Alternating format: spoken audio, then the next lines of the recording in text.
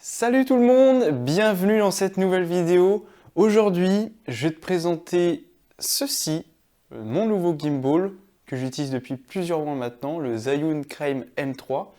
Et en deuxième partie de vidéo, je vais te parler des différents gimbals qui existent sur le marché et te conseiller notamment lequel tu as besoin ou si tu en as besoin d'un gimbal notamment. On va parler de tous les gimbals qui existent et notamment les gimbals les plus grand public du marché, à savoir les gimbals pour smartphone, pour GoPro. Et aussi on va parler des gimbals pour boîtier, alors boîtier hybride APS-C, plein format, micro 4 tiers, un peu de tout. Mais on va parler notamment pour smartphone parce que clairement, à mon sens, ça va être l'usage le plus complet. Et on va voir que c'est plutôt pas mal, c'est plutôt utile. Mais d'abord, on va parler de celui-ci, le petit Zhiyun Crane M3 qui est, j'adore jouer avec, je fais que ça jouer avec, dès que j'ai ce truc là dans les mains, je suis wow, je m'arrête jamais, c'est trop bien, je kiffe, c'est trop bien.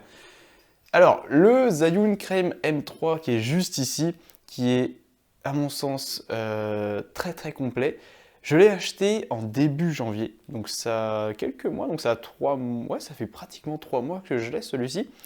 Et je l'ai acheté, enfin j'y ai pensé depuis un moment, j'avais vu la bande-annonce en novembre, en fin novembre je crois, ils avaient sorti la bande-annonce, donc le M3 qui est une nouveauté, hein, il est vraiment récent ce gimbal, avec voilà tout simplement il montrait la nouvelle version, sachant qu'il y avait le M2 que j'avais déjà vu avant, plusieurs mois auparavant, et je m'étais dit, ah ouais le Crane M2 il est petit, c'est un petit gimbal, on peut mettre un boîtier hybride dessus, donc avec mon boîtier hybride que je suis en train de filmer avec, mon Sony A6600 et je me suis dit mais c'est vachement bien, c'est trop bien, je vais pouvoir filmer avec, je kiffe, c'est ça qu'il me faut, je veux un mini truc comme ça et je peux être stabilisé impeccable, je veux ça.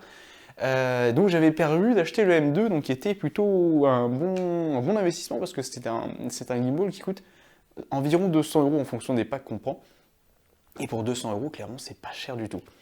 Celui-ci il a 400 € pack de base. Donc j'ai pris le pack de base parce que je suis pauvre. Non, c'est parce que j'avais pas envie de passer sur le pack au-dessus qui à mon sens était pas forcément utile, mais en fait il y a un truc où j'ai pas fait gaffe, c'est que là le pack de base, donc je vais un petit peu vous expliquer ce qu'il y a dedans, on a une pochette déjà de base avec donc, le gimbal qui est dedans, donc on peut s'en servir comme petite valise en réalité. On a le petit trépied qui est juste ici qui vient se visser, tu vois, comme ça. Tu arrives et voilà, tu le poses. Le truc, c'est que le petit trépied, il est pas grand. En fait, il est vraiment tout petit, tu vois, ça fait une mini poignée. Et en fait, le pack au-dessus qui a 90 € de plus de mémoire, et on a un trépied qui est presque deux fois plus long. Donc, il fait qu'on a une grande poignée et qui fait que c'est vachement pratique. Donc, j'aurais envie de dire plutôt investir sur celui-ci parce que j'ai cherché à l'acheter et j'ai pas réussi à le trouver un prix correct. Donc j'ai acheté une petite extension en plus que tu viens visser parce qu'après c'est une vis classique en dessous, hein, je te montre, il n'y a rien d'exceptionnel après en dessous, alors si j'arrive à le dévisser, hop, tu vois, voilà, il y a une vis classique. Alors on va parler un petit peu des pins qui sont ici après, mais voilà, tu peux visser. Il y a une autre vis qui est juste ici, pour notamment, moi je m'en sers aussi pour mettre la poignée ici, comme ça si je veux bien porter mon gimbal. On peut rajouter du coup une extension pour mettre un moniteur, par exemple, tu peux tout faire clairement là-dessus. On va parler un petit peu de cet usage de ce gimbal en particulier, parce qu'il est à 400 €, tu vas me dire 400 € dans un gimbal, ça fait cher, mais 400 € c'est un gimbal pour un usage professionnel, et je vais clairement le dire, c'est un usage professionnel. Cet appareil n'est clairement pas là pour te dire, tiens, je vais filmer en vacances ma grand-mère, mes parents, mon chien, ça va être cool, avec mon boîtier, avec mon smartphone là-dessus. Non, c'est clairement pas fait pour ça. Tu peux le faire, évidemment, tu peux le faire. La preuve, j'ai mis la GoPro dessus pour faire une démonstration parce que j'ai pas 36 boîtiers. Donc on va juste mettre la GoPro pour te montrer un petit peu à quoi ça tourne, sachant que j'ai désactivé l'Hyper Smooth. Je vais te montrer après. Je vais aller en bas dans ma cour pour montrer un petit peu ce que ça donne, notamment les différents modes. Il y a plein de modes, ça c'est cool. Il y a plein de trucs à faire. Donc j'ai acheté ce gimbal en me disant je vais l'utiliser pour un usage YouTube, donc avec ma petite, donc faire des petits plans, sachant que sur ma chaîne Clématique, j'ai réalisé, tiens, là, je te le mets, je vais te l'afficher par là, ici, la vidéo de mon pote Chris où ça a été tourné, donc voilà, c'est un circuit trading et c'est une petite vidéo cinématique pour un petit peu m'expérimenter, voilà, lui faire publication. Franchement, je t'invite à aller la voir, elle est très sympa. J'ai bien travaillé dessus. Et tu me dis, surtout n'hésite pas à me donner ton avis s'il y a des trucs qui te plaisent pas, il y a des choses à améliorer, même si bon, moi je sais un peu ce qui est amélioré, mais clairement ça a été fait, ça a été tourné très rapidement en une soirée et un matin, voilà, terminé. Mais c'était cool et ça a été tourné avec ceci, le petit gimbal qui est là, uniquement, voilà, il n'y a eu que des plans avec ce gimbal. Et ça, bah, ça se voit, hein, si tu connais un petit peu, si tu vois un petit peu comment les tournages, ça se ressent que c'est pas un être humain qui tient la caméra et que ça se ressent que c'est des moteurs, c'est un robot qui tourne et un algorithme qui fait tourner la caméra, enfin qui maintient la caméra plutôt. Mais voilà, clairement, ça donne un aspect très sympa et moi j'aime beaucoup le gimbal à ce niveau-là. Après, on va être d'accord à ce point de vue-là. Le problème du gimbal, c'est qu'on n'a plus du tout, mais plus du tout ce côté naturel, ce côté humain, où on a des gestes qui sont pas du tout linéaires, qui viennent de nulle part, tu sais pas d'où ils viennent, parce que je sais pas, ton muscle est un peu fatigué, du coup tu tiens bizarrement la caméra. On n'a plus du tout ça, évidemment tout est parfait, linéaire, clean, carré, tout le temps, parce que voilà, c'est le principe du gimbal. Donc il faut bien se prendre en compte. Donc voilà, ça c'était pour l'usage YouTube, c'est le seul usage pour l'instant que j'ai eu. Et voilà, donc je t'invite vraiment à aller voir la vidéo, je pense que ça va te plaire. Ensuite, j'ai eu mon usage professionnel. Il faut savoir qu'à l'heure actuelle, dans mon entreprise, je travaille en tant que vidéaste. J'ai la chance de travailler en tant que vidéaste.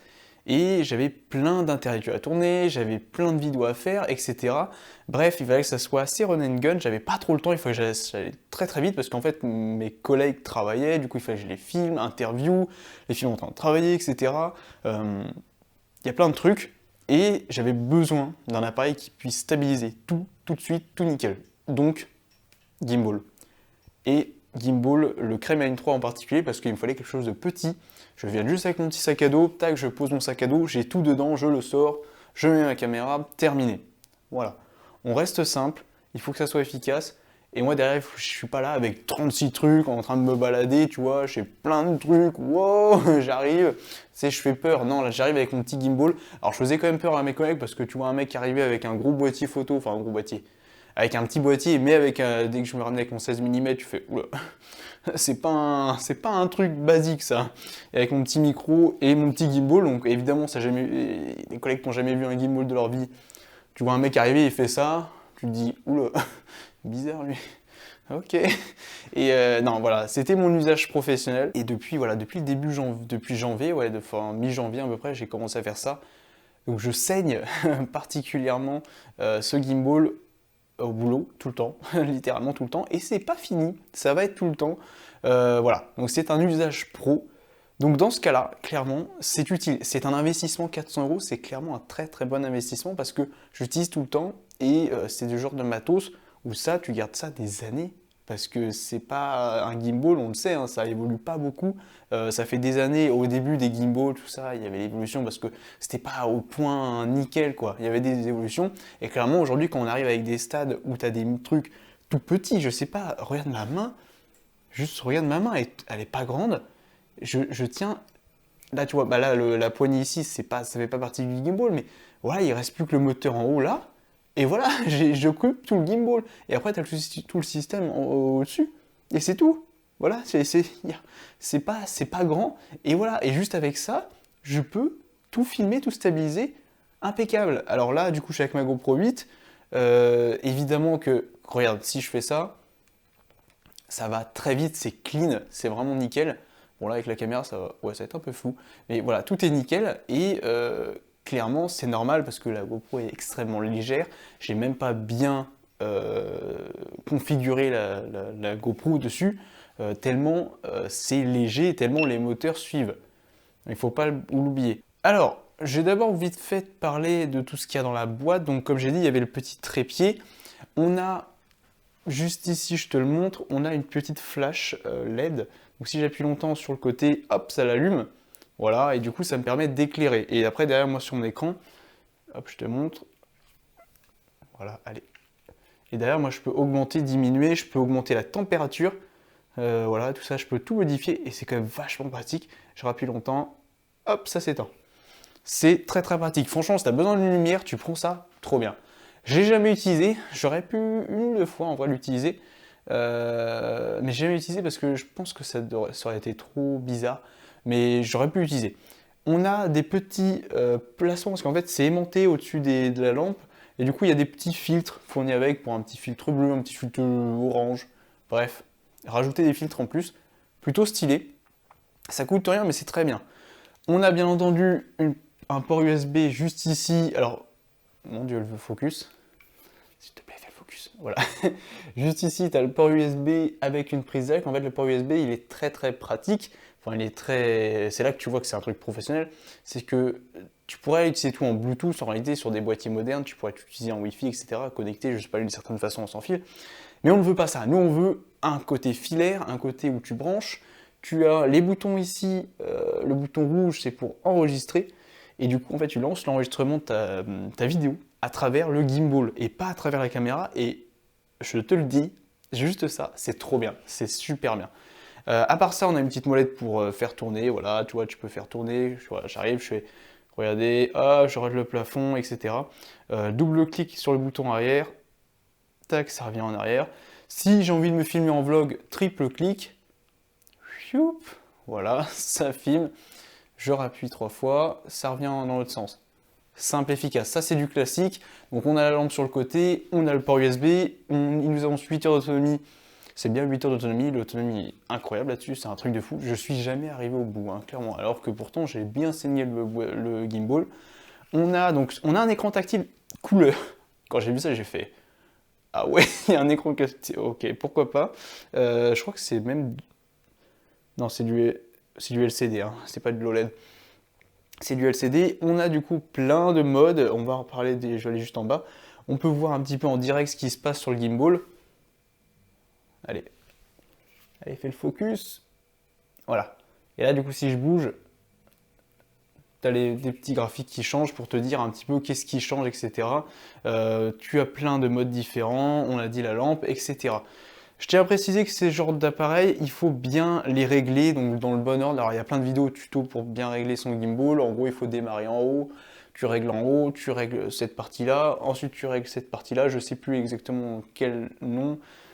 Et ensuite tu finis par en bas et tu descends crescendo pour que tout soit stable. Et vraiment, ce côté réglage gimbal est extrêmement important, mais quand je dis extrêmement important, parce que dans un usage, genre quand je mets mon boîtier photo, ça pèse beaucoup plus lourd tout de suite sur la caméra, et quand le millimètre n'est pas respecté, et bien ça se ressent dans des mouvements un peu plus techniques, où tu vois que le gimbal, comme c'est un peu décalé, ben il a un peu plus de mal à bien être précis, donc il faut pas se louper. Là c'est la GoPro, c'est tellement léger que tu peux faire n'importe quoi, que lui il est tellement large au niveau du poids qu'il va tout rattraper. Mais vraiment il n'y a pas besoin de, voilà, tu vois, quand je force comme un malade, évidemment quand je regarde les graphiques là, tu vois, je regarde, évidemment que si tu bouges vite, ça bouge dans tous les sens, évidemment. Ça charge en 12 volts 1 ampère, donc ça charge rapidement, franchement. 12 volts 1 ampère, c'est plutôt pas mal. Alors il faut le chargeur 12 volts aussi. Hein. Bon, après, je pense que tu as déjà un chargeur 12 volts, enfin un chargeur Power Delivery qui est 12 volts, voire plus. Bref, il te faut un bon chargeur et clairement, ça charge très vite, très très pratique. On peut le connecter à ton téléphone, il y a une application pour le contrôler à distance, donc tu peux allumer la LED, tu peux le faire tourner à distance, tu peux changer de mode à distance, tu peux le mettre à jour à travers l'application, bref, tu peux déjà le faire. Donc ça c'est quand même pratique, je tiens à préciser. J'ai pas parlé vite fait, donc comme je l'ai dit, il y a on a donc en dessous il y a des petits pins. En fait, il y a une version, donc comme j'ai dit, il y a une version, ça c'est la version à 400 €. Il y a la version à 490 € avec un trépied plus grand, plus de filtres, je crois. On a aussi un petit sac à dos fourni avec pour transporter le gimbal, voilà, propre, nickel. Et on en a une version à 670, je sais plus, non 600 € je crois. Donc 600 € ça commence à faire beaucoup dans un gimbal, surtout la taille du truc. Tu te dis oh ça fait mal. Tu as le gimbal comme j'ai dit avec le même pack, le boîtier, tout ça, le sac à dos. Mais tu as aussi du coup un petit hub que tu viens brancher ici, que tu viens visser ici, avec un micro directionnel qui est fourni avec, qui est dans les tests que j'ai vus apparemment très très bien. Voilà. Si tu veux un micro, tu peux partir là-dessus. Si t'as pas de micro, t'as besoin d'un micro qui peut. Alors là, il te montre l'usage du gimbal, hein, mais tu peux clairement l'utiliser pour le fixer sur un petit trépied. Et derrière toi, quand tu te mets en mode fixe, tu peux te filmer, avoir un très très bon son, vu que voilà, c'est un très bon micro. Clairement, ça peut être un usage qui peut être intéressant. J'aurais pu le prendre, mais j'ai déjà mon micro Carrot qui est juste ici. J'ai déjà un autre micro Rode qui est plutôt pas dégueu. Je me suis dit, je vais pas avoir à 36 micros, on va se calmer, ça me suffit. Et clairement, ça me suffit, j'en suis très content. Voilà, mais je tiens à le préciser par rapport au gimbal. Alors, ah bah voilà. Bon, du coup, là, je suis dehors, donc dans ma petite cour avec ma petite Fiesta. Si je triple-clique, hop, wow, il y a trop de soleil, je suis plus habitué à sortir. Normalement, vous allez bien me voir. Alors, du coup, là, je tiens juste le gimbal dans ma main. Alors, c'est léger, hein, c'est clairement, il n'y a pas de souci. Je suis en mode, alors, pour vous dire, je suis en mode fan follow. Mon accent anglais est impressionnant. C'est le mode par défaut. Donc en gros, si tu bouges le poignet, ça va suivre un petit peu, mais lentement, tu vois. Voilà, si je tourne, je pivote, voilà, ça va tourner lentement. Et par contre, ça va garder toujours l'horizon, toujours la verticale, c'est-à-dire que si je baisse comme ça, voilà, ça sera toujours droit. En fait, l'image sera toujours droite. Donc ça, c'est quand même très intéressant. Ensuite, on va avoir le mode lock. Donc en fait, là par contre, ça reste tout le temps. C'est-à-dire que je peux faire toujours les mêmes mouvements. Donc si je te montre, je vais faire triple clic. Hop, voilà. Et là du coup, si je bouge en bas, tu vois, je peux clairement le mettre au sol. Et derrière, moi, je tiens le gimbal en haut. Donc ça, c'est quand même très pratique. Le mode follow, voilà. Donc en gros, le mode follow, c'est que ça va suivre les mouvements de haut en bas. Et c'est tout. Après, ça maintient quand même l'horizon. Ça, c'est quand même pratique. Le mode POV, donc ça va clairement suivre. Il n'y aura plus de maintien de l'horizon. Il y aura un maintien très smooth, ce qui fait qu'on aura des effets très sympathiques. Donc, si tu veux faire des effets cinématiques avec des mouvements, moi, je m'en suis servi. Voilà, si tu veux, voilà, faire des effets plutôt sympas, etc. Ça, c'est quand même plutôt pratique. Le mode Go, alors ça, c'est vraiment le mode run and gun où tu marches. Et là, ta GoPro, elle suit carrément tout. Purée, mon pneu est dégonflé. Oh mon dieu, il faut que je le regonfle. Et on a un mode Vortex. Alors le mode Vortex, c'est un mode qui est très connu dans les gimbals. Je vais te montrer ça. Donc ça, c'est le dernier mode. Alors je précise que je le fais en mode tactile, hein. Il n'y a rien de... Voilà, je prends pas l'application. On pourrait le prendre l'application, mais on va pas le faire. Donc là, le mode Vortex, je vais tenir mon gimbal parallèle non. Oui, parallèle au sol. Et du coup, j'aurai la caméra qui va être droite. À ce moment-là, du coup, soit je fais pivoter mon poignet, et derrière, je fais pivoter la caméra. Ça fait un usage plutôt cool. Donc, tu arrives, hop, tu maintiens, et tu fais pivoter avec ta main. Voilà, là, c'est que du manuel. Enfin, avec directement mes mouvements de poignet.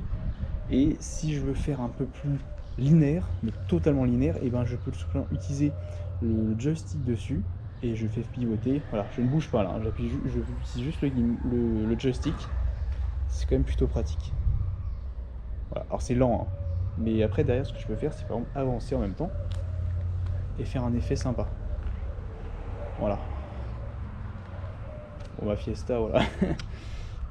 On va se remettre en mode. Donc là, je vais remonter la caméra normalement. J'appuie sur Fan Follow, hop, et ça revient tout au début. Là, je triple clic, paf, voilà. Et ça va être à peu près tout dans les modes. Voilà. Et après, derrière, on peut aller voir le mode. Donc, il y a un menu balance. On peut voir, comme j'ai montré tout à l'heure, on peut voir directement ce qui se passe. C'est plutôt pratique. Par contre, mon pneu il est dégonflé. C'est abusé. C'est abusé, oh mon dieu. Oh là là. Enfin, qui est dégonflé, qui est crevé surtout. Yes. Va falloir vraiment que j'aille le réparer, ça me saoule.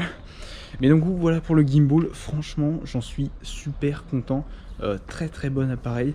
On va passer à la partie 2 quel gimbal tu as besoin toi personnellement. Est-ce que tu as besoin d'un gimbal en particulier? Bon alors du coup, on se retrouve dans mon bureau et voilà, comme tu as vu, j'espère que du coup ça t'a plu. Est-ce que le gimbal Crème 3 est fait pour toi? J'ai envie de te dire non. En premier temps, à part si tu as un beau boîtier photo, sache que tout ce qui est boîtier plein format, ça passe, comme il monte dans la pub, mais ça passe avec un petit objectif. Attention, c'est ça la différence, c'est qu'il ne faut pas un gros objectif. Tout ce qui est objectif plein format, par exemple chez Sony, c'est limite. Moi, j'ai envie de te parler de gimbals qui sont du coup beaucoup plus accessibles parce que leur 400 €, c'est pas très accessible 400 euros. On va parler donc, là je suis sur mon ordinateur, je suis sur du coup, le site de DJI avec le DJI OM5 qui est le gimbal le plus connu pour smartphone, clairement c'est le plus connu. Et pourquoi c'est le plus connu? Parce que c'est l'un des meilleurs, en fait, j'ai envie de dire, c'est même le meilleur que je te recommanderais. Là, tu vois, je te montre avec leur vidéo, leur vidéo de démonstration. Clairement, il est tout petit, tu as un système d'aimant qui est très très bien pensé, et derrière, tu as tout le logiciel DJI qui vient en fait tout faire à ta place, c'est-à-dire que tu vas lancer tu mets ton téléphone, tu fixes la fixation, tu mets ton téléphone aimanté dessus, hop, tu déplies le truc, tu déplies le truc, tu poses ton téléphone aimanté, tu appuies sur le bouton démarrer, ça se connecte en Bluetooth, ouais, je crois que c'est juste en Bluetooth, et ensuite, paf, c'est parti. Tu lances l'application DJI, et c'est tout. Et ça marche, c'est trop bien. T'as une petite, tu peux déplier le truc, c'est quand même, c'est simple et efficace. Tu as plein de modes, voilà, avec le mode DJI, le shot guide, filmer comme un pro, voilà, exactement. Et en gros, tous ces trucs-là, bah, c'est pour te faire tout à ta place. C'est trop bien. Franchement, c'est juste trop bien. Quand tu vois ça, tu te dis, mais c'est génial. Sur Zhiyun, tu as la même chose. Tu peux faire des trucs similaires avec mon téléphone si je le mettais sur mon Crème M3. Mais on veut pas ça, nous on veut mettre un boîtier photo pour avoir vraiment la meilleure qualité possible, dans un format tout petit. Là on est clairement pour adapter au smartphone, et vu que les smartphones sont très très bons en termes de vidéo, alors tu n'as pas la qualité du capteur, d'un grand capteur, évidemment, il faut le dire, hein, clairement là tu vois quand tu me vois, tu vois que l'arrière-plan est flou, ça c'est grâce à l'objectif, grâce au capteur APS-C qui est quand même tellement plus grand qu'un capteur de téléphone, qui fait que bah, on a cet effet de profondeur qui est très beau, très agréable à l'œil. Voilà, cet effet est vraiment très sympa, qui est totalement naturel, alors que sur un smartphone, un smartphone c'est totalement, l'iPhone qui le fait, aujourd'hui je crois qu'il y a même Xiaomi ou Oppo le fait, mais voilà, c'est du trucage, et surtout en photo ça passe très bien aujourd'hui parce que le trucage est plutôt bien évolué, mais en vidéo c'est éclaté au sol, enfin bref c'est totalement inexploitable, donc à mon sens l'histoire du floutage, des effets flous derrière-plan en vidéo est pour moi encore à des années-lumière dans quelque chose de correct pour l'instant. Après, clairement, vu l'évolution des algorithmes, ça ne m'étonne pas que dans 2-3 ans, les smartphones arrivent à filmer avec un effet de flou comme une vraie caméra, presque réaliste. Ah, on le verra que c'est un smartphone, mais presque réaliste, ça serait bien. Alors c'est un gimbal qui est vendu à 159 euros.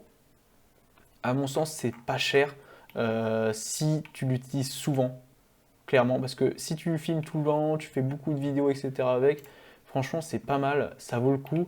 Après, il y a le modèle OM4 SE, alors je sais pas ce que c'est le SE, mais en fait, c'est l'ancien modèle qui sera un petit peu moins bon, mais il est à combien lui? Il est à 100 euros. Et clairement, 100 euros, voilà, ah oui, tu ne peux pas déplier. Donc c'est un peu le souci, c'est que tu es un peu plus limité. Après, honnêtement, ça suffit largement. Voilà, Active Track, ça c'est l'option. En gros, dans l'application donc du coup de DJI, tu peux sélectionner par exemple une personne et en fait le moteur suit la personne à travers l'application. Donc ça c'est quand même vachement bien. Et ça c'est clairement dédié au smartphone. Tu l'as sur des boîtiers, des gimbals plus haut de gamme. Chez DJI, chez Zhiyun, tu as ces options-là pour directement ton boîtier photo, donc c'est quand même ouf. Mais là, par exemple, le M3, tu ne l'as pas, cette option. Un petit peu dommage. J'aurais bien aimé l'avoir, mais bon, on peut pas tout avoir. Voilà. Chez Zhiyun, alors il y a le crème N2S qui est sorti. Alors je sais pas d'où il est arrivé lui, mais il est sorti, il est là. Quand j'ai lancé, j'ai fait oula, la nouvelle version. Alors le design n'a pas beaucoup changé, hein. Ils ont un peu changé la couleur. Il est plus cher, il est à 300 euros. Et après, honnêtement, il vient de sortir, donc je sais pas du tout ce que ça vaut. Le M2 est très bien, le M3, bah voilà, le M3 il est vraiment bien. En vrai, si tu as un bon boîtier et que tu veux pas dépenser beaucoup, je te dirais de partir sur un M2, l'ancien M2, celui de 2019, et pourquoi pas le M2S. Après, il faudrait voir les tests, si ça vaut le coup de dépenser un peu plus là-dedans. Je te dirais pourquoi pas, hein, franchement, parce que c'est clairement des bons gimbals en format petit. Après, tu vois, hein, il n'y a pas d'écran couleur comme le M3, mais bon, est-ce que tu en as vraiment besoin? Ça dépend de ce que tu vas en faire. Et après, voilà, quand tu vas dans la gamme professionnelle, tu verras des gimbals plus performants, etc. hein. Quand tu vas chez DJI, pareil, tu vas sur le RS2. On n'est plus du tout pareil, hein. C'est clairement du professionnel. Est-ce que tu en as besoin? Après, oui, si t'es dans le cinéma, évidemment, si t'es un vidéaste indépendant, je te dirais oui, évidemment, mais ça tu le sais déjà, j'ai pas besoin de te l'expliquer. Après, du coup, voilà, donc clairement, moi je te dirais, soit si tu as besoin de filmer des vidéos de vacances, etc., un petit gimbal comme ça vaut le coup, clairement ça vaut le coup. Sinon, chez DJ, c'est chez Zhiyun, il y a le Smooth 5, donc qui est la version concurrente du OM5, qui est différente. La différence, c'est que là, on est sur un truc un peu plus pro, pro proche d'un M3 en format smartphone, donc avec vraiment les trois moteurs. Enfin, même pas les trois moteurs, non, les quatre moteurs, parce qu'il y a celui pour passer de portrait à, à paysage, plutôt cool. Et voilà, l'avantage de ça, c'est que c'est plutôt bien, tu as de la lumière intégrée dedans, bref. Il y a pas mal d'options, c'est quand même bien poussé. Il est à peu près au même prix, voilà, il est 10 € plus cher. Honnêtement, si tu veux le top du top dans les gimbals pour smartphone, ça sera ça. Après, pareil, on revient toujours à la même chose, tu n'en as pas vraiment besoin. Il y a le Smooth Q3 qui est à moins cher, il est pas cher, lui il est à quoi, 90 €. Clairement, si je devais te donner un gimbal pas cher, parce que ça j'avais vu les tests de cela, je te dirais cela. Quelque chose de, j'ai pas envie de te dire basique, mais c'est pas basique, tu as plein d'options déjà dedans, qui est plutôt intéressant, qui est petit, tu le ranges partout. C'est pas aussi bien que le DJI, hein, mais on n'est pas au même prix. Et pareil pour le DJI, je te dirais de prendre l'ancien si tu veux quelque chose de suffisant pour filmer. Et là, clairement, tu mets ton téléphone, tu vas super bien stabiliser la vidéo, ça va être trop bien. Et tu as plein d'options de montage directement intégrées dans le gimbal. Donc clairement, moi je te dirais d'aller sur ces gimbals là. Donc voilà pour cette vidéo. J'espère que ça t'a plu, hein, clairement. Voilà. Si tu as d'autres questions, tu n'hésites pas en commentaire. N'hésite pas à aller voir ma vidéo que j'ai filmée avec du coup le gimbal directement, tout a été fait avec. Et est-ce que je te montrerai mes vidéos professionnelles qui ont été faites, qui ont été réalisées il y a plusieurs mois de ça, et prochainement il y en aura d'autres de réalisées.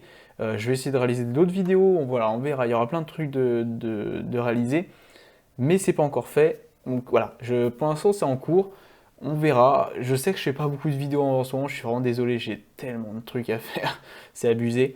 Donc j'essaye de prendre le temps aujourd'hui parce que j'avais rien de prévu, tu vois. Je me suis dit on est dimanche, je fais ma vidéo, je veux la faire. Ça fait longtemps que j'ai prévu de la faire, donc on va la faire. Euh, et voilà, j'espère que ça t'a plu. N'hésitez pas à me poser des questions si tu veux un sujet particulier. Je tiens à préciser que comme il y a eu le FSR 2 qui est arrivé, franchement j'attends le FSR 2 qui va arriver bientôt pour qu'on en parle, que je fasse une vidéo spécialement là-dessus. Bref, je te dis à la prochaine vidéo, n'hésite pas à t'abonner, liker, et ben, je te dis salut.